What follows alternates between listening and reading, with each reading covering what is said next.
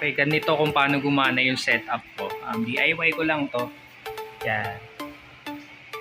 So, itong control box na to, nakakonekto dun sa solar panel sa bubong. Tapos, ang priority nitong control box, itong grid tie, para i-inject nitong grid tie sa household ko yung na-harvest na kuryente ng solar panel.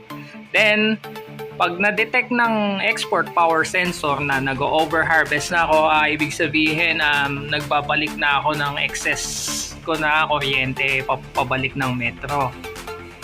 Mag-trigger ngayon to para lahat ng nanggagaling sa solar panel ilipat niya gamit tong relay na to papunta dito kay solar charge controller. Yan. Then si solar charge controller i-charge naman yung battery ko. Then ito namang off-grid inverter, ang silbi nito yung 12 volts na battery i-convert niya sa 220 volts. Yan. So yung ginawa kong setup, imbis na mag-stop lang to ng mag-inject ng ng kuryente sa household ko para hindi masayang yung na-harvest ni solar panel, i-channel ko papunta kay solar charge controller.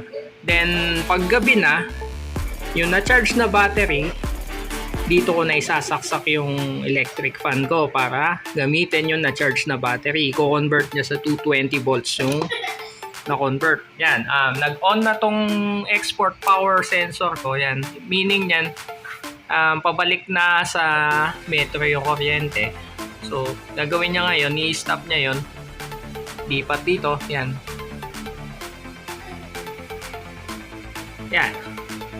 For example, ngayon kasi air cooler lang yung nakasaksa ko eh. Yan lang. So, ito yung konsumo niya. 91 watts. Yan, plug natin ngayon yan. Nag-on si limiter.